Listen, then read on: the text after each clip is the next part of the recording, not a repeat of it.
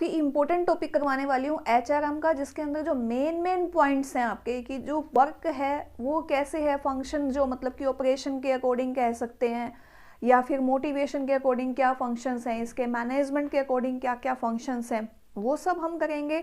Appraisal के time में क्या क्या प्रॉब्लम्स आती हैं, क्या क्या एरर होती हैं वो, और यूनियन कैसी होती हैं, क्या क्या मतलब एचआरएम के अंदर जो मेन जो पिछले बार क्वेश्चंस आए हुए हैं उसके अकॉर्डिंग कैसे कैसे टॉपिक हम लोगों ने करने हैं, जो मेन पॉइंट्स हैं, जो पर्टिकुलर वर्ड पूछ लिए जाते हैं कि इनका मीनिंग क्या होता है, तो वो हम सब आज करेंगे एचआरएम के अंदर। और साथ में देखते हैं एक बार वीडियो कितनी बड़ी बनेगी, उसके ऊपर डिपेंड करेगा कि टॉपिक कितने और मैं करवाऊंगी आपको, तो देखिएगा एक बार। एचआरएम की बात करें तो एचआरएम का मतलब क्या होता है, ह्यूमन रिसोर्स मैनेजमेंट। ह्यूमन का मतलब हम लोग हैं, आप हैं, मैं हैं, और रिसोर्सेज हम लोग जो ह्यूमन है, लेबर को एक रिसोर्स मानते हैं, मैनेज कैसे करें उसको। मतलब कि एक ऑर्गेनाइजेशन के अंदर जितने भी लेबर है, जितने भी ह्यूमन हैं, वो हमारे क्या है, साधन है जो हमारी प्रोडक्टिविटी में, हमारे प्रॉफिट अर्निंग के अंदर सबसे ज़्यादा सहायक होते हैं, और उनको मैनेज करना ही एचआरएम होता है। ये बात अगर आपको समझ में आ गई तो आधे क्वेश्चन आपके वहीं की वहीं समझ आ जाएंगे कि एचआरएम का मतलब क्या है, ह्यूमन रिसोर्स मैनेजमेंट, यानी कि हमने क्या करना है, हमारी फैक्ट्री में, हमारी ऑर्गेनाइजेशन में, हमारी किसी भी संस्था के अंदर जितने भी ह्यूमन हैं, जितने भी लेबर हैं, जितने भी वर्कर्स हैं, जितने भी एम्प्लॉय हैं, हमने उनकी जितनी भी प्रॉब्लम्स हैं उनको सोल्व करना है और लो कॉस्ट के ऊपर हाई प्रोडक्टिविटी दिखानी है। उसके लिए क्या क्या एक्शंस होते हैं, क्या क्या हम लोग वर्क करते हैं, वो सब क्या हो गया हमारा एचआरएम, ह्यूमन रिसोर्स मैनेजमेंट। तो देखिएगा उसके कुछ मेन पॉइंट हैं, जैसे कि परवेसिव फोर्स है ह्यूमन जो है, ह्यूमन रिसोर्स मैनेजमेंट, जब हम हर चीज़ के ऊपर ध्यान देते हैं, हर चीज़ के ऊपर, उसके फ्यूचर के बारे में भी ध्यान देंगे, उसके बारे में भी ध्यान देंगे, अपनी प्रोडक्टिविटी के ऊपर भी ध्यान देंगे, तो परवेसिव फोर्स हो जाएगा। एक है हमारा ह्यूमन रिसोर्स जो है वो एक्शन ओरिएंटेड होता है। एक्शन ओरिएंटेड होता है, बिल्कुल होता है एक्शन ओरिएंटेड, क्योंकि जब हम कोई भी प्रॉब्लम हमारे पास आती है, हम उसको रिजोल्व करते हैं तो हम कोई ना कोई एक्शन करेंगे। मान लो कोई लेबर अपनी वेजेस के लिए आया तो हम कोई ना कोई एक्टिविटी तो करेंगे ही, तो वो क्या है, हमारा एक्शन ओरिएंटेड हो जाएगा। फिर उसके बाद है इंडिविजुअली ओरिएंटेड। एचआरएम के अंदर हम लोग कई बार इंडिविजुअली भी प्रॉब्लम्स को सोल्व करते हैं। एक लेबर है, एक मान लो कोई वर्कर है जो काम नहीं कर रहा कंटिन्यू, उसकी वजह से सबको प्रॉब्लम आ रही है, तो हम उसकी प्रॉब्लम जानेंगे कि तुम्हें क्या प्रॉब्लम हो रही है, ऑपरेट करने में प्रॉब्लम आ रही है, मशीन चलाने में प्रॉब्लम आ रही है, किसी और काम में प्रॉब्लम आ रही है, तो वो जब अपनी प्रॉब्लम को बताएगा, उसे जब सोल्व किया जाएगा, तो वो क्या हो गया, अपना इंडिविजुअली ओरिएंटेड भी हो सकता है, आपका ग्रुप वाला भी हो सकता है। पीपल ओरिएंटेड, सभी लोगों से, पीपल ओरिएंटेड तो है ही कि हम लोग जो है, लेबर क्या है, पीपल ही तो है, पूरी जनता। एचआरएम जो है वो ह्यूमन रिलेटेड ही तो है, तो वो पीपल ओरिएंटेड तो हो ही गया। फिर है फ्यूचर ओरिएंटेड। फ्यूचर ओरिएंटेड का मतलब क्या हो गया, एचआरएम के अंदर हम लोग जितने भी एम्प्लॉयज रखते हैं, तो हम ये नहीं सोचते कि जैसे ही हम रुके और दूसरे ही दिन हम उनको वापस निकाल देंगे, नहीं, हम लोग उनके फ्यूचर के बारे में भी सोचते हैं कि ये भी हमारे साथ लंबे टाइम में काम करें और साथ के साथ हमें भी ज़्यादा बेनिफिट मिले। क्योंकि अगर हम रोज की रोज ही रोटेट करते जा रहे हैं, हम रोज की रोज ही स्क्रूटनी और दोबारा से ज्वाइनिंग कराते हैं वर्कर्स की, तो उनके ट्रेनिंग के ऊपर भी खर्चा आता है, तो हम उनके फ्यूचर के साथ अपने फ्यूचर की तरफ भी ध्यान देते हैं। तो ये क्या हो गया, हमारा फ्यूचर ओरिएंटेड है। फिर है डेवलपमेंट ओरिएंटेड। देखिए डेवलपमेंट ओरिएंटेड है, बिल्कुल है कि जो एचआरएम है वो हम किस लिए उसकी मैनेज करते हैं, किस लिए जो है वो एचआर डिपार्टमेंट पूरा का पूरा लगा रहता है कि कितनी किसकी सैलरी है, कितना अप्रेजल लगाना है, कितना इंक्रीमेंट लगाना है, क्योंकि उससे क्या है, वर्कर्स की डेवलपमेंट होगी। वर्कर की डेवलपमेंट होगी तो फर्म की डेवलपमेंट अपने आप ही होगी, फर्म की डेवलपमेंट होगी तो वर्कर की डेवलपमेंट होगी, इंटर रिलेटेड है आपस में, इसीलिए ये डेवलपमेंट ओरिएंटेड भी होता है। फिर उसके बाद है इंटीग्रेटेड, बिल्कुल इंटीग्रेटेड है। इंटीग्रेटेड का मतलब क्या होता है कि हर तरफ से विकास होना। वर्कर आएगा, उसको ट्रेनिंग भी दी जाएगी, उसको एज मतलब कई बार तो क्या होता है कि कुछ ऐसे स्पेशल कोर्सेज जो हैं उनको प्रोवाइड करवाए जाते हैं, और साथ के साथ जो हमारे जो ऑर्गेनाइजेशन है उनकी डेवलपमेंट से, उनकी नॉलेज बढ़ने से हमारी जो कंपनी है, हमारी ऑर्गेनाइजेशन है, उसमें बहुत ज़्यादा बढ़ोतरी हो रही है। तो इंटीग्रेटेड होता है, जैसे जैसे वर्कर की डेवलपमेंट होगी एज वेल एज हमारी ऑर्गेनाइजेशन की भी डेवलपमेंट होगी, तो उसे क्या बोला जाएगा, इंटीग्रेटेड ओरिएंटेड। अब इसके फंक्शंस हैं कुछ एचआरएम के कुछ फंक्शंस हैं, जैसे कि देखिएगा क्वेश्चन आ जाएगा कि मान लो मैनेजमेंट के अकॉर्डिंग फंक्शन कौन कौन से हैं या कौन सा फंक्शन नहीं है इसका। तो मैनेजमेंट के अकॉर्डिंग तो देखिए 4 ही फंक्शन बनेंगे इसके। तो एक तो हमारा वही प्लानिंग है, ऑर्गेनाइजिंग है, डायरेक्टिंग है और कंट्रोलिंग है। प्लानिंग, हम किसी चीज़ की प्लानिंग करेंगे कि हमें कितने वर्कर चाहिए, कैसे हम उसका अरेंज करेंगे, कैसे हम पूरा का पूरा स्ट्रक्चर तैयार करते हैं, पूरी प्लानिंग बनाते हैं पूरे के पूरे वर्कर की, कैसे हम उसको ट्रेनिंग देंगे।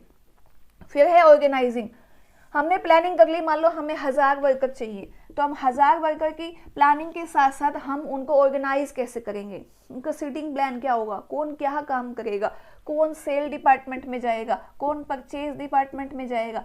तो ये सब करके हम पूरी की पूरी एक यूनिट बनाएंगे और उनको ऑर्गेनाइज करेंगे। फिर आगे डायरेक्टिंग कि डायरेक्ट करेंगे टॉप मैनेजमेंट के जो लोग होते हैं या फिर एक सुपरवाइजर या फिर लीडर, उनको क्या करेगा, डायरेक्ट करेगा कि काम आपको कैसे करना है, आपको ये काम करना है, आपको ये करना है, आपको ये नहीं करना। डूज और डोंट्स जैसे होता है कि ये आपको काम करना है और ये आपको नहीं करना है, तो डायरेक्टिंग दी जाएगी। फिर उसके बाद है आपकी कंट्रोलिंग एचआरएम के अंदर बहुत ज़्यादा जरूरी है कि अगर आपका कंट्रोल ही नहीं है तो आप काम कैसे कर पाएंगे उस पर। तो कंट्रोलिंग जो है एचआरएम के अंदर बहुत ज़्यादा इंपॉर्टेंट है कि कंट्रोल किया जाएगा, वर्कर्स को कंट्रोल करना, उनकी मतलब जैसे कि अगर वो ज़्यादा गफलतबाजी कर रहे हैं, ये कह सकते हैं कि भी लेज़ी हो रहे हैं, तो उनको कंट्रोल करना। जो हमारी जो यूनिट की प्रोडक्शन है मान लो वो नीचे की तरफ जा रही है, प्रोडक्टिविटी कम हो रही है, तो उसको कंट्रोल करना, उसको बढ़ाना। सेल कम हो रही है तो कंट्रोल करना कि सेल को बढ़ाया जा सके। कॉस्ट है वो, अगर फिक्स एसेट तो हम कुछ कर नहीं सकते, लेकिन वेरिएबल कॉस्ट है वो अगर बिल्कुल ही बढ़ती चली जा रही है तो उसको कंट्रोल करना। तो ये सब चीज़ों में हमारा जो कंट्रोल है वो आएगा कि मैन पावर को कैसे हम ऐसे कंट्रोल करें कि हमारी कुछ कॉस्टिंग भी कम हो, हमारा जो टाइम है वो कम टाइम में हम लोग ज़्यादा प्रोडक्टिविटी को बढ़ा सकें। तो वो सब क्या हो जाएगा इसके अंदर, मैनेजमेंट फंक्शन। फिर है ऑपरेशन फंक्शन के अंदर जो वर्डिंग है ना, ये इस वर्ड में से क्वेश्चन काफी बार आए हुए हैं। तो देखिएगा जैसे प्लानिंग, ऑर्गेनाइजिंग, डायरेक्टिंग और कंट्रोलिंग का तो हमें पता है, लेकिन इसमें कुछ ऐसे वर्ड हैं जिसमें से क्वेश्चन बनते हैं। ध्यान से देखिएगा आप, हो सकता है एक हमारे को इसके अंदर इसी पर्टिकुलर इसी चार्ट में से ही एक नंबर मिल जाए। तो एक है जी ऑपरेशन फंक्शन या ऑपरेटिव फंक्शन जिसको बोला जाएगा, या तो ये पूछ लिया जाएगा कि ये कौन से फंक्शन का पार्ट है या फिर इसको ये होता क्या है। तो ऑपरेटिव फंक्शन के अंदर जैसे कि जॉब एनालिसिस है, जॉब एनालिसिस के अंदर हम लोग पहले देखेंगे कि भाई हमारे यहाँ पे किस तरह की जॉब की ज़रूरत है, वो बंदा उसकी क्वालिफिकेशन क्या होनी चाहिए, जो हम एनालाइज करेंगे कि उस क्वालिफिकेशन के अकॉर्डिंग ही हम लोग क्या हैं अपना जो जॉब एनालाइज करेंगे कि हाँ हमें तो कम से कम इतने ग्रेजुएट चाहिए या अंडर ग्रेजुएट चाहिए या फिर हमें वेल क्वालिफाइड पर्सन चाहिए, जैसे यूनिवर्सिटीज़ हैं, कॉलेज है तो एजुकेटेड पर्सन चाहिए, किसी फैक्ट्री के अंदर इलिटरेट हो लेकिन स्किल्ड पर्सन चाहिए होते हैं।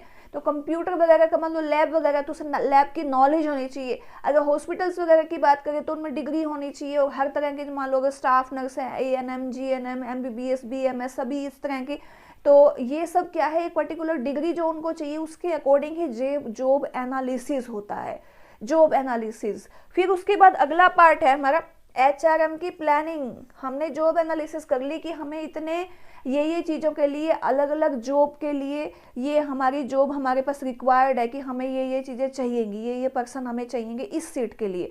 फिर हम क्या करेंगे HRM की प्लानिंग करेंगे कि हमें इतने वर्कर इस डिपार्टमेंट में चाहिए, इतने इसमें चाहिए, इतने इसमें चाहिए। तो वो हो गया HRM की प्लानिंग हो गई। फिर है रिक्रूटमेंट, हम रिक्रूटमेंट करेंगे। हम रिक्रूटमेंट कैसे करेंगे, हम नोटिस डालेंगे, हम न्यूज़ में, एड में और अलग अलग जगह पे हम रिक्रूटमेंट का प्रोसेस स्टार्ट कर देंगे। तो हम न्यूज़पेपर में ऐड निकालेंगे, हो सकता है आजकल जैसे मीडिया के अंदर भी ऐड वगैरह निकाली जाए, अभी हमें ये रिक्वायरमेंट है, ये हमें क्वालिफिकेशन ये चाहिए, ये बंदे के अंदर स्किल होनी चाहिए, तो ये रिक्रूटमेंट प्रोसेस हो जाएगा। फिर उसके अंदर हमारे जैसे इंटरव्यूज़ वगैरह हो गए, वो सब कुछ हो गया। फिर हम लोग क्या करेंगे सिलेक्शन करेंगे। सिलेक्शन हो गई कि एज पर हमारी डिमांड, एज पर हमारी रिक्वायरमेंट ये पर्सन हमारे पास आ गया। तो सिलेक्शन के बाद हम लोगों ने सेलेक्ट कर लिया कि ये पर्सन तो बिल्कुल राइट जॉब के लिए राइट पर्सन है। अब हम उसको उसी पर्टिकुलर प्लेस पे प्लेसमेंट कर देंगे कि सेल वाले बंदे को जो सेल में एक्सपर्ट है सेल डिपार्टमेंट में भेज दो, मान लो परचेज वाला है परचेज डिपार्टमेंट में भेज दो, इस तरह से अलग अलग डिपार्टमेंट में हम अब टीचिंग की तैयारी कर रहे हैं। तो मान लो आप लोग हैं, आप सेलेक्ट हो जाते हो पीजीटी के लिए, तो देखा जाएगा कि आप कॉमर्स के हैं तो कॉमर्स डिपार्टमेंट में भेज देंगे। आपकी अकाउंटेंसी अच्छी है तो आपको अकाउंट्स में भेज देंगे कि भाई ये अकाउंट्स के लिए सही रहेगा, ये इकोनॉमिक्स के लिए सही रहेगा, ये कॉमर्स के लिए सही रहेगा, बिजनेस स्टडी के लिए। तो इस तरह से अलग अलग आप डिपार्टमेंट में जाएंगे। कॉमर्स वाले कॉमर्स में चले जाएंगे, आर्ट्स वाले हैं वो हिंदी वाला हिंदी में, इंग्लिश वाला इंग्लिश में। इस तरह से अलग अलग डिपार्टमेंट के अकॉर्डिंग अलग अलग प्लेसमेंट हो जाएगी। ठीक है, ये हो गया ऑपरेशन फंक्शन। फिर है उसके बाद हमने जॉब एनालिसिस हो गया, एचआरएम प्लानिंग हो गई, फिर उसके बाद रिक्रूटमेंट हो गई, फिर सिलेक्शन हो गई, फिर प्लेसमेंट हो गई, फिर इंडक्शन एंड ओरिएंटेशन प्रोग्राम्स होते हैं। ये आजकल इंडक्शन ओरिएंटेशन जो प्रोग्राम है ये आजकल हर जगह हैं। स्कूल कॉलेज की बात करें, आप किसी फैक्ट्री की बात करें, किसी कंपनी की बात करें, तो उसके अंदर इंडक्शन के अंदर ये क्वेश्चन आ सकता है, इंडक्शन ओरिएंटेशन प्रोग्राम क्या होता है। कि इंडक्शन के अंदर जब भी कोई भी ऑर्गेनाइजेशन अपनी पॉलिसीज के बारे में बताती है, अपने रूल्स के बारे में बताती है, अपने लीव रूल के बारे में अपने वर्किंग आवर्स के बारे में, सारी टर्म एंड कंडीशन, और हम क्या हैं, हमारी ऑर्गेनाइजेशन क्या है, क्या लेवल है, किस तरह से हम लोगों ने स्टार्ट किया और आज हम कौन सी पोजीशन पर हैं, हमारे क्या क्या रूल्स हैं, क्या आपको करना है, क्या आपको नहीं करना। वही डूज और डोंट्स वाला काम हो जाएगा कि आपको ये काम करना है, आपको ये काम नहीं करना। और साथ के साथ उनको प्रमोट भी करना, उनको ओरिएंटेशन का मतलब उनको एक काम के प्रति एक उनको ललक जगाना, कि एक मोटिवेट करना कि आपको ये काम करना है, हम सब मिल के करेंगे, टीम वर्क बनाएंगे। तो वो सब क्या है, इंडक्शन ओरिएंटेशन के अंदर आता है कि पूरी की पूरी इंट्रोडक्शन दी, साथ में सामने वाले के बारे में भी कुछ पूछा, कुछ अपने बारे में बताया, वो सब होता है इंडक्शन प्रोग्राम। फिर उसके बाद इंटरनल मोबिलिटी। इंटरनल मोबिलिटी का मतलब क्या होता है, जैसे आज के टाइम में हर चीज मोबाइल की तरह हो गई है कि मोबाइल डीजे, आपको डीजे अलग से एक स्टेबल जगह पे रखने की जरूरत नहीं है। जैसे जैसे बारात जाएगी साथ साथ डीजे जाएगा। जैसे जैसे अभी मोबाइल वैक्सीनेशन भी स्टार्ट हो गई है, जहाँ जहाँ पर जो हमारे पेशेंट है वैक्सीनेशन वहीं की वहीं गाड़ी खड़ी है, अपना लगवा लो उसको। बैंकिंग में मोबाइल बैंकिंग स्टार्ट हो गई है, मोबाइल की बैंकिंग भी है। जैसे एक पर्टिकुलर एटीएम मोबाइल जैसे आ गए हैं कि एक एटीएम एक मशीन खड़ी होगी जगह जगह पे, आपको अगर पैसा लेना तो आप वहां से निकाल लो। एक होता है इंटरनल मोबिलिटी। इंटरनल मोबिलिटी का मतलब क्या होता है कि एक जगह से दूसरी जगह पे एम्प्लॉइज को ट्रांसफर करना। इंटरनल का मतलब कि एक जगह से मान लो एक पर्सन है, वो सेल डिपार्टमेंट में फिट नहीं बैठ रहा, उसने काम हमेशा परचेज में किया हुआ, तो उसको परचेज में ट्रांसफर कर देंगे। कोई पर्सन किसी पर्टिकुलर प्लेस में फिट नहीं बैठ रहा तो दूसरी जगह पे ट्राई करेंगे, तो वो है इंटरनल मोबिलिटी। फिर है ट्रेनिंग। ट्रेनिंग का मतलब क्या होता है कि हर काम के अंदर ऐसा नहीं है कि सीधा ऑर्गेनाइजेशन में गए और काम करना शुरू कर दिया, नहीं, ट्रेनिंग की जरूरत पड़ती है।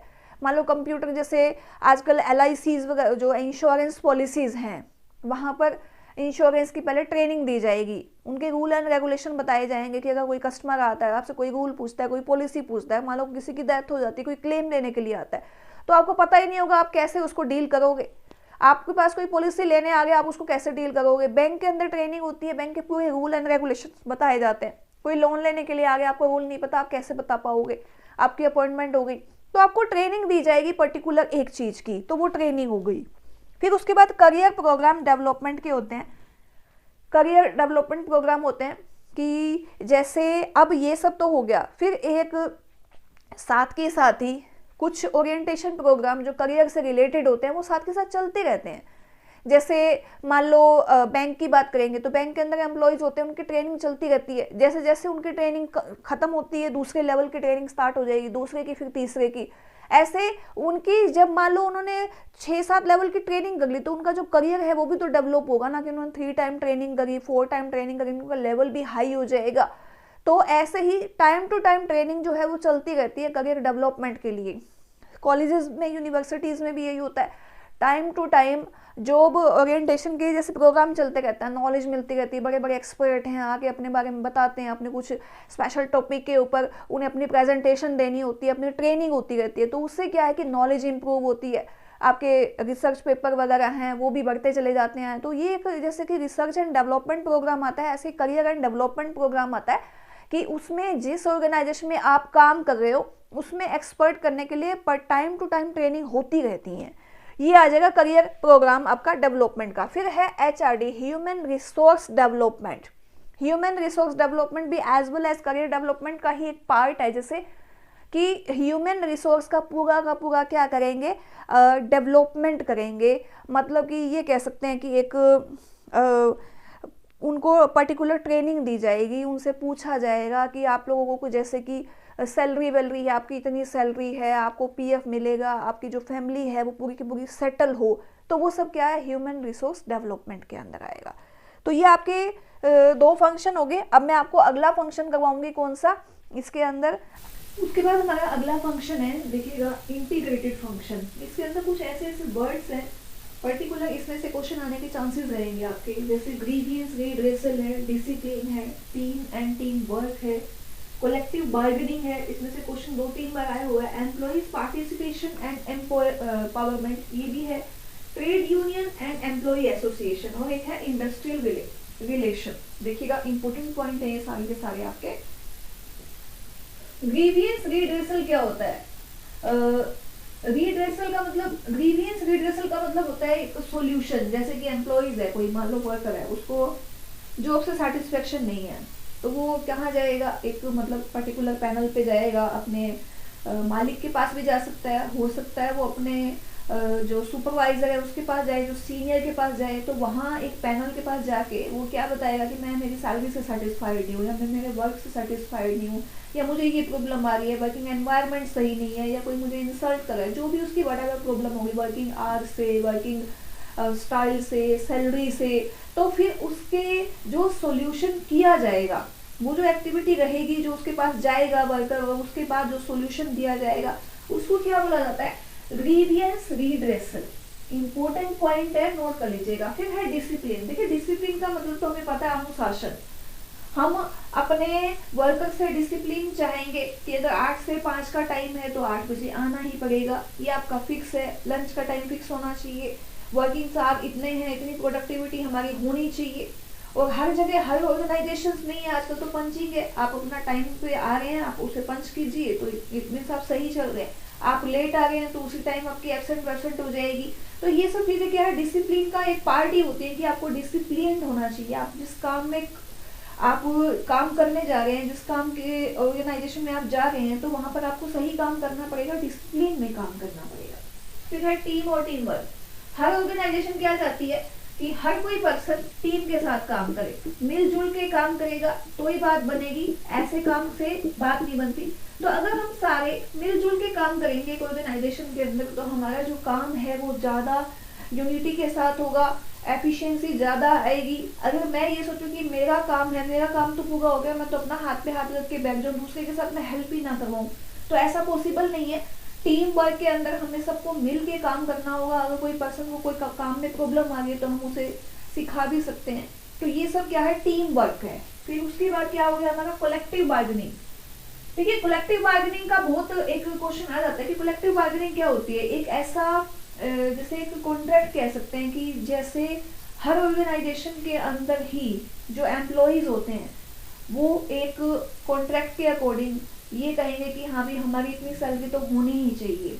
कलेक्टिव बार्गेनिंग का मतलब यही है, जो एम्प्लॉयर और एम्प्लॉइज मिल के आपस में एक सेटिंग करेंगे कि हम अपने एम्प्लॉइज को, अपने वर्कर्स को इतनी सैलरी देंगे, तो इतनी कम से कम मिलनी चाहिए, उसके अंदर कोई पार्शलिटी नहीं होनी चाहिए। ऐसा ना हो कि किसी को सैलरी ना मिले, किसी को जॉब की श्योरिटी ना हो। तो हर चीज के लिए वो क्या चाहते हैं कि कलेक्टिव बार्गेनिंग होगी कि हमारा जो वर्कर है उसका फ्यूचर भी सेफ रहे, उसकी जॉब सेफ रहे, उसकी सैलरी उसे टाइम पे मिलती रहे, तो वो सबके लिए कलेक्टिव बार्गेनिंग की जाएगी। तो वो हो गया हमारा कलेक्टिव बार्गेनिंग। फिर है एम्प्लॉइज पार्टिसिपेशन, एम्प्लॉइज एम्पावरमेंट। देखिए हर एम्प्लॉय क्या चाहता है कि मैं जिस ऑर्गेनाइजेशन में काम कर रहा हूँ, टीम वर्क के साथ काम कर रहा हूँ, मैं सैलरी भी ले रहा हूँ, सब कुछ दे रहा हूँ, टाइम भी दे रहा हूँ, तो अगर मेरा पार्टिसिपेशन हो जाए, मान लो किसी ऐसी हमने कोई डिसीजन लेना है, कोई भी ऐसा कोई मेन काम करना है, अगर हम इस सभी वर्कर्स को बुला के उनके बारे में पूछें कि आप लोगों को कैसा, हम ऐसी कुछ प्लानिंग कर रहे हैं, मान लो कि किसी यूनिट को बढ़ाने जा रहे हैं, तो वो यूनिट को हम बढ़ाने के लिए जा रहे हैं, तो क्या ये सही है या गलत है, और आप उसमें पार्टिसिपेट करोगे, तो सभी वर्कर कहेंगे हाँ अगर हम पार्टिसिपेट करेंगे, टीम वर्क की यूनिटी आएगी, प्रोडक्शन बढ़ेगी, लो कॉस्ट रहेगी, तो उसे फायदा ही होगा। तो टीम वर्क हो गया। फिर है trade union and employ association. देखिए ट्रेड यूनियन जो है वो एम्प्लॉय की तरफ से भी हो सकती है और एम्प्लॉय की तरफ से भी हो सकती है, और यूनियन की जो एम्प्लॉयज की एसोसिएशन है वो तो एम्प्लॉयज की तरफ से होगी।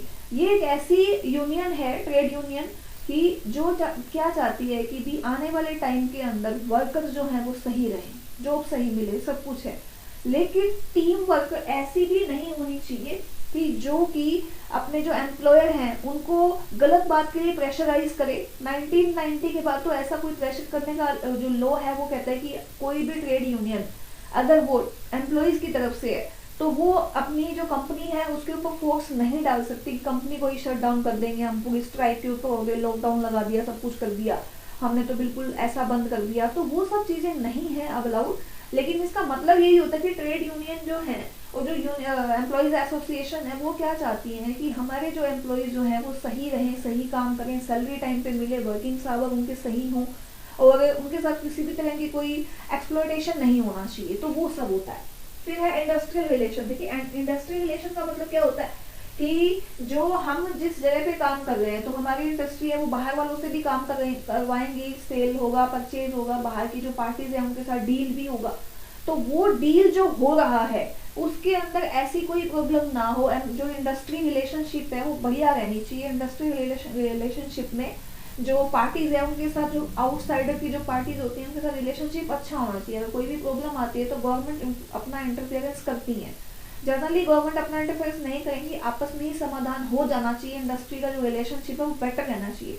लेकिन अगर ज्यादा ही कोई क्या होता है, और जॉब टाइटल के अंदर क्या आएगा, जॉब समरी में क्या आएगा, आपका जॉब एक्टिविटी में क्या आएगा, वर्किंग कंडीशन क्या है और आपके सोशल एनवायरनमेंट क्या है, ऐसा क्वेश्चन भी आपका आ सकता है। तो जॉब डिस्क्रिप्शन क्या होता है कि अगर आपसे किसी ने जॉब डिस्क्रिप्शन पूछी तो आपने अपने बारे में क्या क्या, वो सब होता है कि आप क्या काम करते हैं, आप किसी भी इंस्टीट्यूशन में, किसी ऑर्गेनाइजेशन में आप काम कर रहे हैं तो आप वहां पर क्या करते हैं, आपका रैंक कौन सा, आपका डेजिग्नेशन कौन सा, तो जॉब टाइटल हो जाएगा। जॉब टाइटल के अंदर आपका जो डेजिग्नेशन है, मान लो आप सेल मैनेजर हैं, परचेज मैनेजर हैं, प्रोडक्शन मैनेजर हैं, एरियर मैनेजर हैं, आप लोग रीजनल मैनेजर हैं, कहीं पर भी, तो वो सब क्या है आपका जॉब टाइटल के अंदर आएगा। मान लो रीजनल मैनेजर हैं।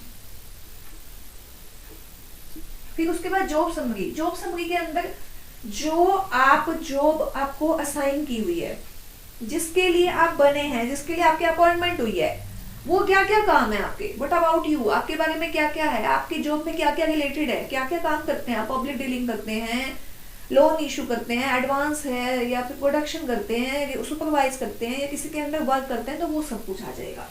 जॉब एक्टिविटी में आपने उस काम को करने में क्या क्या एक्टिविटी करी, ये आपका समरी आ गई कि आपको ये करना है। अब आप उस काम को करने में कैसे कैसे काम करेंगे, मान लो आपको पब्लिक डीलिंग करने, एक दिन में आप कितनी पब्लिक डीलिंग कर लेते हैं, कितना टाइम लगता है आपको, वो सब जॉब एक्टिविटी के अंदर आएगा कि आप उस पर्टिकुलर पूरे 8 आवर्स की ड्यूटी है, 10 आवर की ड्यूटी है, उस पूरे दिन में आप क्या क्या करते हैं, पूरे दिन की जो एक्टिविटीज रहेंगी आपकी उस जॉब से रिलेटेड, उसको फुलफिल करने के लिए आप क्या क्या काम करेंगे। फिर है वर्किंग कंडीशन।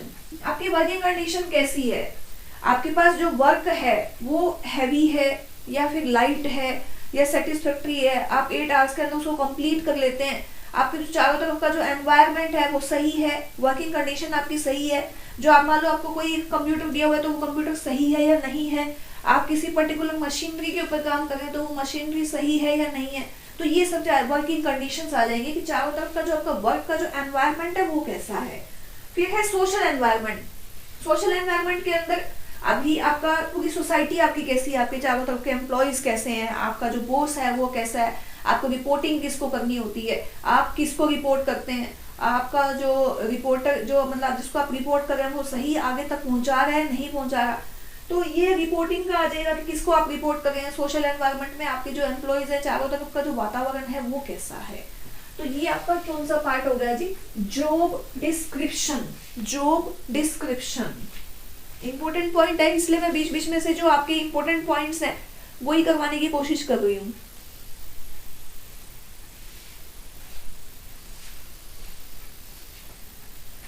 एक और एचआरएम के अंदर जो मेन सोर्स होता है आपका जो रिक्रूटमेंट प्रोसेस, रिक्रूटमेंट के अंदर आपसे सोर्सेस के बारे में पूछ लिया जाएगा कि ये सोर्स आपका इंटरनल है या एक्सटर्नल है, या फिर 3 ऑप्शन एक्सटर्नल के और एक इंटरनल का, ये पूछा जाएगा कि इंटरनल कौन सा है, या 3 ऑप्शन एक्सटर्नल के एक इंटरनल का, एक्सटर्नल कौन सा नहीं है या कौन सा है। तो अगर आपको इनके बारे में पता होगा, या फिर एक प्रोसेस के बारे में पूछ के ये पूछ लिया जाएगा कि ये प्रोसेस कौन सा है, तो बहुत इंपॉर्टेंट है रिक्रूटमेंट के सोर्सेज। और आज के टाइम में 2 रिक्रूटमेंट प्रोसेस जो नए आ गए हैं उनके बारे में भी हम चर्चा करेंगे। तो देखिएगा जो है आपका रिक्रूटमेंट सोर्स। रिक्रूटमेंट सोर्स क्या है, एक्सटर्नल भी हो सकता है, इंटरनल भी हो सकता है। रिक्रूटमेंट का मतलब क्या हुआ कि जैसे पहले जॉब एनालिसिस होगी कि हमें इतने पर्सन्स की जरूरत है, प्लानिंग हम लोग करेंगे कि भी हाँ इतने पर्सन तो हमें चाहिएंगे, कम से कम एक परचेज में चाहिए, सेल में चाहिए, बहुत सारे जो हमें मशीन चलाने के लिए चाहिए, कोई ऑर्गेनाइजेशन है, मान लो स्कूल की बात करें तो इतने टीचर तो हमें चाहिएंगे, ये इस डिपार्टमेंट में चाहिए, इस डिपार्टमेंट में चाहिए, क्लरिकल चाहिए, अकाउंट्स में चाहिए। तभी तो आप जब ऐड देखते हैं ना तो उसके अंदर देखो काफी सारी पोस्टें लिखी होती हैं। अगर आप किसी कंपनी की बात करेंगे तो सेल मैनेजर, परचेज मैनेजर, पता नहीं कितने वॉटेवर काफी सारे होते हैं। मार्केटिंग एग्जीक्यूटिव्स जो हैं आजकल हर फील्ड में मार्केटिंग एग्जीक्यूटिव्स की जरूरत पड़ती है। तो पहले प्लानिंग होगी, फिर उसके बाद रिक्रूटमेंट होगी। तो रिक्रूटमेंट का जब प्रोसेस स्टार्ट होगा तो हम 2 सोर्सेज को यूज करते हैं। एक इंटरनल जो हमारे पास अवेलेबल है, हम उसमें से ही उसको उठा लेंगे, अपनी रिक्वायरमेंट को पूरा कर लेंगे। और एक क्या है एक्सटर्नल, क्योंकि हमें तो हमारी जॉब पूरी करनी है।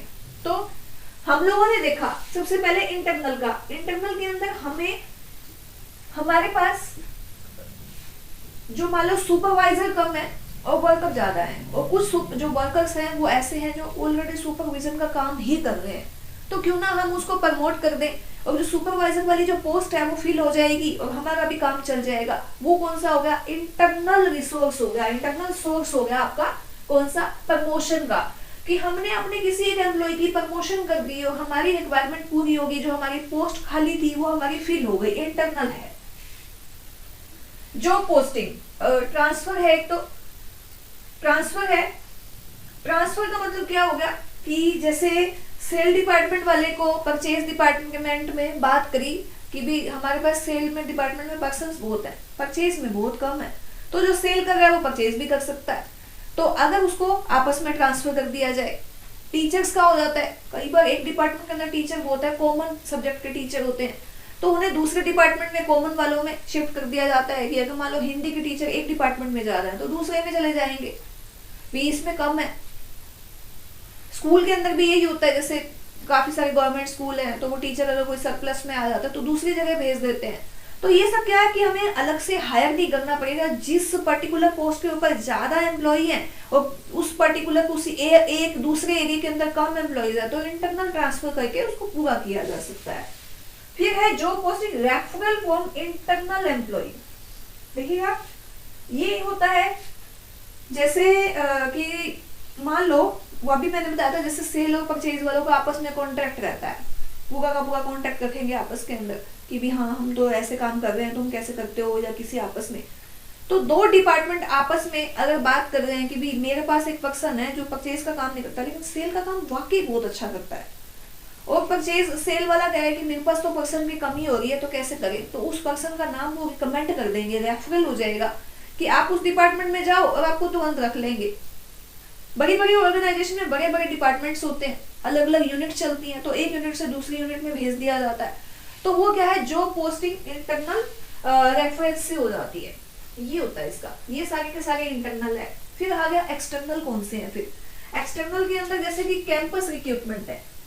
एक आप किसी भी ऑर्गेनाइजेशन के अंदर गए, मान लो आईआईएम में चले गए तो आईआईएम के अंदर सीधा प्लेसमेंट हो जाती है। बड़ी बड़ी कंपनीज है आईआईटी खड़गपुर वगैरह में, तो वहां पे पूरी क्लास, पूरी यूनिट, एक इंजीनियर का पूरा बैच ही अच्छी जगह पे प्लेस हो जाता है। बड़ी बड़ी कंपनियां पहले ही उसको उठा लेती हैं, जैसे एचसीएल है, विप्रो है, वो जाके अपना वहां के एम्प्लॉइज को उठा के ले आएगी, उनके जो स्टूडेंट्स हैं कि अगली बार तुमने यही जॉब करनी है। तो वो क्या है, कैंपस रिप्लेसमेंट है। एक बार में बहुत सारे जो एम्प्लॉइज है इकट्ठे मिल गए, अलग अलग जगह का प्रोसेस खत्म हो गया, वो होता है कैंपस रिक्रूटमेंट। फिर है एडवर्टीजमेंट। हम लोग क्या करते हैं, एडवर्टीजमेंट दे देंगे हमारी ऑर्गेनाइजेशन में जिन पर्सन की जरूरत है और आप लोग आ जाओ और काम करो। तो वो एडवर्टीजमेंट जो है वो एक्सटर्नल है, इंटरनल नहीं है, ध्यान करना है आपने। फिर आ गया एम्प्लॉइज जो एक सर्च फर्म होती हैं, जैसे कि आजकल बड़ी फर्में हैं जो क्या कहती हैं कि भी जॉब ढूंढो, जॉब सर्च, भी हम आपको जॉब देंगे। तो इस तरह की काफ़ी सारी ऑर्गेनाइजेशंस हैं जो पर्टिकुलर जॉब लगवाते हैं, प्लेसमेंट सेल बोला जाता है जिनको। तो उनके पास अगर आप जाएंगे, कोई कंपनी चलेगी कि मुझे तो ये पर्सन इतने चाहिए, तो वो आपका उनके पास डाटा होता है, उस डाटा में से कुछ पर्सन को आपको दे देंगे, आप उसमें से सेलेक्ट करके उनका रिक्रूटमेंट कर सकते हैं। फिर है एम्प्लॉयमेंट एक्सचेंज। एम्प्लॉयमेंट एक्सचेंज के अंदर हमारे जैसे बेरोजगार क्या करते हैं, जाते हैं अपना नाम लिखवा के आते हैं, और कोई भी कंपनी एम्प्लॉयमेंट एक्सचेंज से भी डाटा उठा के रिक्रूटमेंट कर सकती है। फिर है gateway hiring. Gate hiring contractor.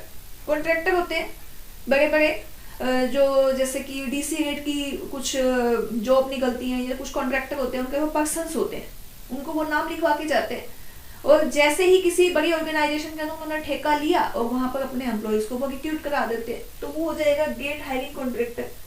फिर है अनसोसाइटीज एप्लीकेंट्स, मतलब कि कुछ ऐसे एप्लीकेंट्स भी होते हैं जो कि अपनी अप्लाई करते रहते हैं कि भी हमें, हम लोग भी अभी जॉब हमारी लगी नहीं है, तो पहले ही रिज्यूम दे जाते हैं, अपना बायोडाटा दे जाते हैं कि कभी भी आपकी जब भी रिक्वायरमेंट होगी हमें रख लेना। तो इस तरह के एम्प्लॉयज जो है, जब हमें रिक्वायरमेंट होगी तो हम उस टाइम में उसको रख लेते हैं। फिर है इंटरनेट रिक्रूटिंग। आजकल इंटरनेट पे बहुत चल रहा है। इंटरनेट के अंदर जैसे कि सोशल मीडिया का भी लगा लो, ये भी एक ई रिक्रूटमेंट का ही पार्ट है। इंटरनेट के अंदर काफ़ी सारी जो ऑनलाइन जॉब की एजेंसीज होती हैं, वो आपसे रिक्रूटमेंट के वो बायोडाटा वगैरह मांगती रहती हैं कि किसी को अगर जॉब की नीड है तो अपना बायोडाटा इसके अंदर अपलोड करो, और हमें जहाँ भी आपको लगेगा हम आपकी जॉब लगवा देंगे। तो उससे भी बेनिफिट मिलता है, वो इंटरनेट रिक्रूटिंग ही हो गया। तो अब ये आपके इंटरनल और एक्सटर्नल हो गए। फिर उसके बाद एक और पॉइंट है आपका, एक और जो ई कॉमर्स जो है आपका, ई रिक्रूटमेंट कह सकते हैं, ई रिक्रूटमेंट, ई कॉमर्स कह रही हूँ मैं। तो ई रिक्रूटमेंट भी एक पार्ट है। ई रिक्रूटमेंट इंटरनेट का ही है, जैसे कि ई रिक्रूटमेंट का जो मैंने बताया वो ई रिक्रूटमेंट कह लो, चाहे आप इंटरनेट रिक्रूटिंग कह लो, सेम ही बात रहेगी। एक और नया पॉइंट है आपका एम्प्लॉयर ब्रांडिंग। एम्प्लॉयर ब्रांडिंग का मतलब क्या होता है कि जैसे बड़े बड़े ब्रांड है, उनके अंदर जो भी एम्प्लॉयज हैं वो हाईली क्वालिफाइड होते हैं।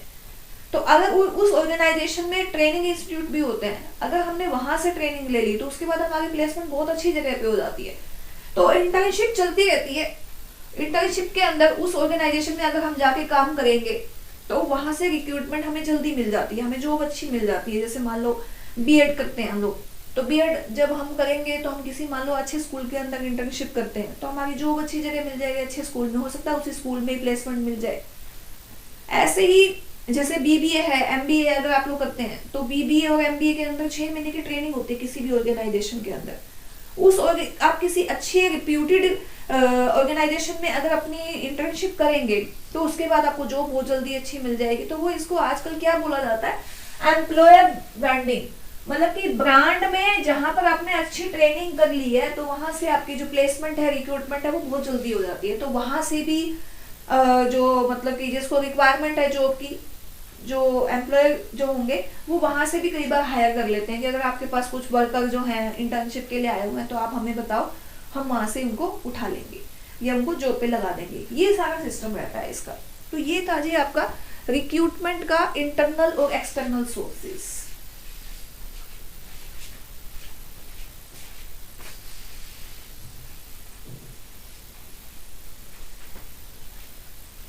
उसके बाद देखिए जैसे रिक्रूटमेंट का काम हमारा स्टार्ट हो गया, अब हमारे पास पर्सन्स आ गए। अब जो सिलेक्शन जो प्रोसेस है वो क्या रहेगा। सिलेक्शन प्रोसेस के अंदर सबसे पहले आपका रहेगा रिसेप्शन, फिर स्क्रीनिंग इंटरव्यू, फिर वेटेज एप्लीकेशन ब्लैंक्स है, फिर एम्प्लॉय सिलेक्शन के कुछ टेस्ट होते हैं। वो अलग अलग डिपेंड करता है ऑर्गेनाइजेशन पे कि किस तरह का इंटरव्यू रहता है उनका, हाई लेवल का रहता है, लो लेवल का। कई लोग रिज्यूम बेस पे इंटरव्यू लेते हैं, और कुछ लोग क्या होते हैं कि सिंपल कुछ फॉर्मेलिटीज करा के देखते हैं, कुछ लिख के, कोई डेमो लेके। मान लो स्कूल के अंदर कई बार डेमो ले लिया जाता है, कई बार टीचर से पर्सनली इंटरव्यू के बेस पर ही सिलेक्शन हो जाता है, कई बार टेलीफोनिकली भी सिलेक्शन हो जाता है। तो कुछ मेन प्रोसेस है, जैसे रिसेप्शन के अंदर मान लो पर्सन जो आके बैठेगा, अपना वो एटीट्यूड वगैरह हो गया, वहाँ का एनवायरनमेंट देख के उस तरह से उसकी जो एक मतलब ये कह सकते हैं कि उसके चेहरे का हाव भाव, उसकी पर्सनालिटी, अपीयरेंस, वो सब क्या है वो रिसेप्शन के अंदर आएगा। फिर है स्क्रीनिंग इंटरव्यू। स्क्रीनिंग इंटरव्यूज के अंदर एक पर्टिकुलर एक इंटरव्यू लिया जाएगा, उसके अकॉर्डिंग टू उसका नेम है, उसकी क्वालिफिकेशन है, उसकी एज है, उसकी वांट्स हैं, वो किस तरह की जो पहले करके आया है, और उस आगे क्या रिक्वायरमेंट है, उसकी सैलरी क्या एक्सपेक्ट कर रही है, तो वो सब चीज़ें उससे पूछी जाती हैं। फिर उसके बाद एक होता है जी वेटेज एप्लीकेशन ब्लैंक्स। इसका क्या मतलब होता है कि एक ऐसा फॉर्म कंपनी ऑर्गेनाइजेशन एक बनाती है जिससे उसका नाम, उसका मैटरनल जो स्टेटस है, उसका जो रिलीजन है, उसका जो मतलब मेल है फीमेल है, उसका फैमिली बैकग्राउंड क्या है, कितने फैमिली के अंदर मेंबर्स हैं, क्या पोजीशन है, कितना टाइम वो जॉब को दे पाएगा, मैरिड है, हम जैसे फीमेल है तो अनमैरिड है तो वो ज़्यादा टाइम नहीं दे पाएगी, इसी तरह से अगर उसके बच्चे छोटे हैं तो भी वो टाइम नहीं दे पाती है, मेल है, फैमिली कहाँ पर है, उसकी फैमिली की बैकग्राउंड क्या है, फैमिली में कितने मेंबर्स हैं, किस तरह से वेल सेटल है, इस तरह की कुछ ऐसी इंफॉर्मेशन होती है जिससे वो इस चीज़ का अंदाजा लगा सकते हैं कि वो वर्क में कितना ज़्यादा डिवोटी हो पाएगा। तो वो होता है जी आपका WAB वेटेड एप्लीकेशन ब्लैंक्स, जो ये बताता है कि भी जो फैमिली के बैकग्राउंड और खुद का जो मेन उसका जो प्रॉपर स्टेटस है उसके हिसाब से वो नंबर लगाए जाते हैं, उसके अकॉर्डिंग भी सिलेक्शन होता है। फिर कुछ एम्प्लॉयज के सिलेक्शन के टेस्ट हैं, जैसे एक इंटेलिजेंट टेस्ट है, एक एप्टीट्यूड टेस्ट है, एक अचीवमेंट टेस्ट है, एक पर्सनालिटी टेस्ट है। इसमें से कोई भी टेस्ट लिया जा सकता है, हो सकता है कोई ऑर्गेनाइजेशन सारे ही टेस्ट ले ले। जैसे कि इंटेलिजेंट टेस्ट है, मतलब एक क्विक जैसे क्वेश्चन किया, सिचुएशन दे दी कि आप इस सिचुएशन में क्या बताएंगे, तो रिलेटेड जो टॉपिक है आपका, रिलेटेड जो फील्ड है उसमें से कुछ क्वेश्चंस पूछ लिए।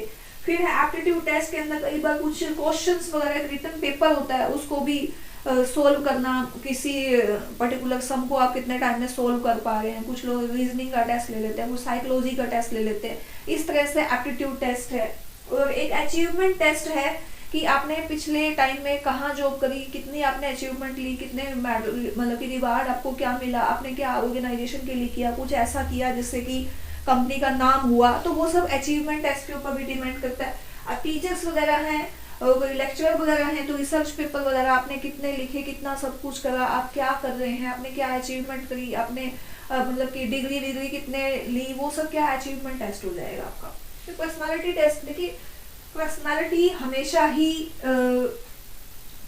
डिपेंड करती है कि जॉब के लिए अगर आपकी बहुत अच्छी पर्सनालिटी है, आपकी नॉलेज बेशक थोड़ी सी कम हो कंपैरेटिवली दूसरे पर्सन से, आपकी पर्सनालिटी अच्छी है, प्लीजिंग पर्सनालिटी है, तो एकदम से आप किसी को अट्रैक्ट कर रहे हैं, आपका जो ओरा है वो बहुत ज्यादा मतलब कि हैवी है, हाई है, तो आपके सिलेक्शन के चांसेस ज्यादा रहेंगे। कोई दूसरा पर्सन है जो मतलब कि इतना नॉलेज नहीं है उसे, लेकिन मतलब नॉलेज है लेकिन उसकी पर्सनालिटी थोड़ी सी कम है कंपैरेटिवली आपके, तो जॉब के चांसेस आपके ज्यादा रहेंगे। पर्सनालिटी का देखिए बहुत फर्क पड़ता है, लेकिन हाँ आप जो जिस जॉब की तैयारी कर रहे हैं उसमें पर्सनालिटी का कोई खास फर्क नहीं पड़ने वाला, क्योंकि आपके इंटरव्यू तो है ही नहीं। तो कुछ जगह ऐसा भी होता है। तो ये सब आपकी प्रोसेस है। उसके बाद जब आपका जो टेस्ट वाइज सेलेक्ट हो जाएगा, फिर आगे का आपको जो है अपॉइंटमेंट लेटर वगैरह वो मिलता है। ये इसका कुछ सिलेक्शन प्रोसीजर था जो मैंने आपको बताया। तो आज मैंने आपको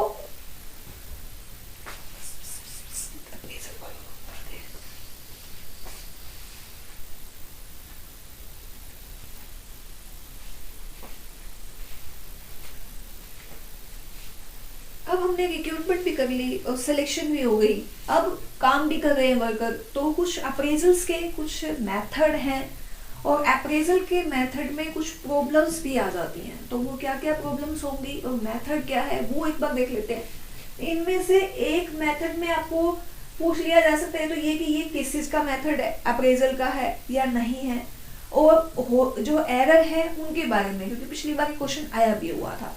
तो एक बार देखते हैं इसको। उससे पहले परफॉर्मेंस जो अप्रेजल है वो होता क्या है कि आप लोगों ने जो भी काम किया, मान लो एम्प्लॉयज हैं, हम बहुत सारे वर्कर्स किसी ऑर्गेनाइजेशन में काम करते हैं, तो हमने जितना भी काम किया उसके बदले में हमें अब कुछ सैलरी मिलेगी, कुछ इंक्रीमेंट मिलेगा, कुछ पर्क्स मिलेंगे, कुछ फैसिलिटी मिलेंगी। हमारे जॉब को पूरी तरह से इवेल्युएट किया जाएगा कि हमने क्या सही काम किया, नहीं किया। उन सबको क्या बोलते हैं, अप्रेजल्स बोलते हैं। कि हमारा पूरा का पूरा जस्टिफिकेशन होना कि किसी एम्प्लॉय ने कितना काम किया, सही किया नहीं किया, टाइम पर पंक्चुअल रहा कि नहीं रहा, एम्प्लॉयज के साथ टीम वर्क में काम किया कि नहीं का, हर एक पॉइंट को, एक एक पॉइंट को अच्छे से देखने को हम लोग क्या बोलेंगे, अप्रेजल बोलेंगे।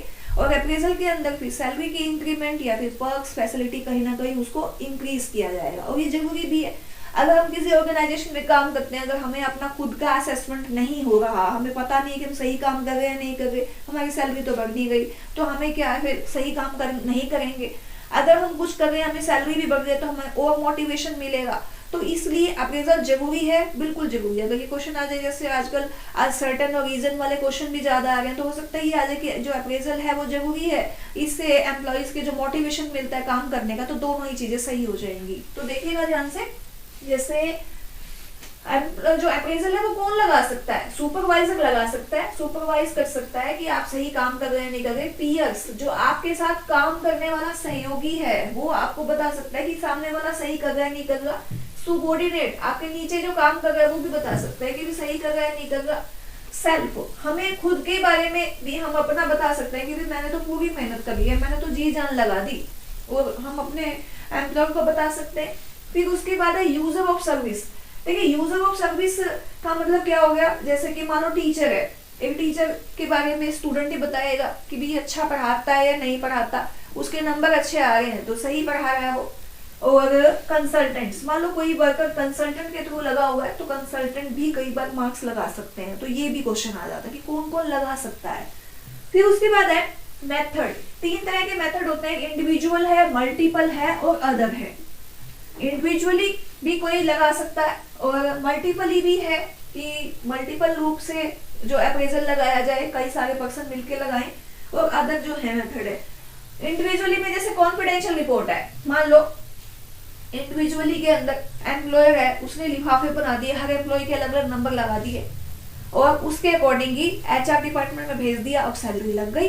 गुड है, वेरी गुड है, आउटस्टैंडिंग है, या फिर वेरी गुड है, सेटिस्फैक्ट्री है या अनसेटिस्फैक्ट्री है। तो इस तरह के जो रैंकिंग मार्क्स होते हैं वो कॉन्फिडेंशियल लिख के उतनी सैलरी बढ़ा दी या इतनी बढ़ा दी सैलरी, वे ये सही काम कर रहा है, इसको सही कर दो, ये इसको कुछ भी मत बढ़ाओ। तो वो सब क्या है? कॉन्फिडेंशियल रिपोर्ट है। Easy evaluation. इजी इवेल्युएशन का मतलब क्या है कि हमने एक टारगेट दिया हुआ था, वो टारगेट हमारा पूरा हो गया, हमने इजी देख लिया, अभी काम बिल्कुल सही चल रहा है, पहले की बजाय अच्छा काम चल रहा है, जैसे स्कूल के अंदर रिजल्ट बहुत अच्छा आया, तो इजी हो गया इवेल्युएशन करना। वो भी क्या है, कर सकते हैं हम, इजी है, सिंगल कोई पर्सन करेगा तो। Critical incidents. क्रिटिकल इंसिडेंट्स का मतलब क्या है कि कुछ पर्टिकुलर ऐसी स्टेजेस बना देना, कुछ ऐसे इवेंट आ जाना जिसके अंदर कोई पर्टिकुलर पर्सन जो है वो आगे पहुंच जाता है, तो क्रिटिकल हो गया। जैसे कोरोना काल में स्कूलों की बात करें तो टीचर्स जो है वो बहुत ज्यादा डामाडोल हो गए थे, कई टीचर बने गए, कईयों ने ऑनलाइन इतना अच्छा पढ़ाया, रिजल्ट फिर भी अच्छा गया, कई लोगों ने कुछ ऐसे मस्ती करी, टीचर्स ने कुछ खास काम नहीं करा। ऐसे एम्प्लॉयज के हो जाता है कि वर्क फ्रॉम होम में किसी ने सही काम किया, किसी ने सही नहीं किया। तो ये सब क्या है, क्रिटिकली कंडीशन के अंदर आप कैसा काम कर रहे हैं। Graphic rating scale. Graphic rating scale क्या होता है कि एक ग्राफ से बना के अंदर को जैसे कि एक पर्सन है, उसने पहले मंथ में 10 यूनिट प्रोडक्ट करी, फिर 20, फिर उसके बाद 50, उसका जो रेट है वो बढ़ता चला जा रहा है। तो अगर वो बढ़ रहा है, काम सही कर रहा है, तो इट मीन्स उसका जो ग्राफ है, जो उसका स्केल है वो बढ़ता जा रहा है, तो उसकी सैलरी भी बढ़नी चाहिए। फिर है एमबीओ। एमबीओ की फुल फॉर्म भी आई हुई थी कि एमबीओ क्या होता है, management by objective. Management by objective है इसकी फुल फॉर्म। 2017 के क्वेश्चन में आया हुआ था कि एमबीओ क्या होता है। मतलब कि अगर हम अपने टारगेट को पाना चाहते हैं, एम्प्लॉय जो है, एम्प्लॉयर है, हर कीमत पर अपना जो टारगेट है वो पाना चाहता है, तो अगर वो पाना चाहता है, अगर वो अपना टारगेट को पाना चाहता है, तो वो अपने ऑब्जेक्टिव भी रखेगा मैनेजमेंट ऑब्जेक्टिव के अंदर, और उसके लिए वो एम्प्लॉयज की सैलरी भी बढ़ाएगा, उसकी रैंकिंग भी करेगा, उसको कुछ अलग फैसिलिटीज भी देगा। तो वो सब होता है मैनेजमेंट बाय ऑब्जेक्टिव के अंदर। फिर आपका है मल्टीपल के अंदर, जैसे रैंकिंग दे दी, काफी सारे जो एक ग्रुप सा बना लिया और उसके अंदर एम्प्लॉयज को अलग अलग रैंकिंग दे दी, तो वो ग्रुप में आ जाएगा। फिर पेयर्ड कंपेयर्ड है, मतलब कि दो बंदों को एक पेयर बना दिया और उसमें देखा कि कौन ज्यादा काम कर रहा है या कौन कम कर रहा है, तो उसके कंपैरिजन से वो भी ग्रुप में आ जाएगा, आपका मल्टीपल आ जाएगा। फिर है फोर्स डिस्ट्रीब्यूशन। जैसे कि फोर्स डिस्ट्रीब्यूशन का मतलब क्या होता है कि इतने नंबर तो देने ही पड़ेंगे। मान लो इतने से इतने यूनिट प्रोडक्ट कर रहे हैं तो हम इतने नंबर देंगे, इतने से इतने यूनिट प्रोडक्ट करी तो हम इतने देंगे। और ऐसे ही टीचर के मान लो कि भी अगर आपके 100 बच्चे हैं, 20 पास हुए तो हम इतने नंबर देंगे, आपके 40 पास हुए, आपके 50 पास हुए, तो उसके हिसाब से फोर्स डिस्ट्रीब्यूशन होता है कि इतने नंबर तो आपको देने ही पड़ेंगे। फिर है आपका अदर, जैसे कि ग्रुप एनालिसिस है ग्रुप अप्रेजल लगा दिया, पूरा का पूरा ग्रुप बना दिया और ग्रुप में आप लोग काम कर रहे हैं, तो पूरे ग्रुप को, पूरे जैसे एक डिपार्टमेंट को ही हम लोगों ने, मान लो सेल बहुत अच्छी, तो सेल डिपार्टमेंट को पूरा का पूरा अप्रेजल लगा दिया, परचेज का नहीं लगा, ऐसा भी हो सकता है। फिर उसके बाद है आपका इसके अंदर असेसमेंट है, असेसमेंट भी हो सकती है। फील्ड रिव्यू है कि पूरी की पूरी फील्ड के अंदर क्या रिव्यू जा रहा है, मतलब कि पूरी जो बाहर की जो एक फील्ड है वो क्या कह रही है कि आपके एम्प्लॉय सही काम कर रहे हैं, बिल्कुल बढ़िया काम कर रहे हैं, उनका जो स्ट्रक्चर है वो सही है, ऑर्गेनाइजेशन सही चल रही है, तो उसके अकॉर्डिंग में नंबर लग सकते हैं। फिर उसके बाद ये है कि अप्रेजल तो लग गए, लेकिन क्या अप्रेजल के अंदर कुछ गलतियां भी हो जाती हैं। कई बार ऐसा भी हो जाता है कि कुछ पर्सन जो हैं वो सही काम नहीं करते, लेकिन उनका फिर भी अप्रेजल लग जाता है, और कुछ सारा दिन लगे रहते हैं लेकिन फिर भी नहीं लगता, तो वो क्या है, 360 डिग्री अप्रेजल होता है। 360 डिग्री अप्रेजल, जो कि एक तो 360 डिग्री अप्रेजल है, वो क्या है, 360 डिग्री के अंदर एवरी एस्पेक्ट को हम लोग चेक करेंगे, एवरी एस्पेक्ट को, कितने वर्कर की पर्सनालिटी कैसे है, बोलने का तरीका कैसा है, वो आपस में रिलेशनशिप कैसा रखता है, एम्प्लॉयज के साथ कैसा रिलेशनशिप रखता है, एम्प्लॉयर के साथ कैसा रखता है, उसकी प्रोडक्टिविटी कितनी है, उसकी जो बॉडी लैंग्वेज है वो कैसी है, उसकी पर्सनालिटी किसी है, हर चीज को मतलब जब जज किया जाएगा तो 360 डिग्री अप्रेजल बोला जाएगा उसको। ये क्वेश्चन में कई बार आया हुआ है।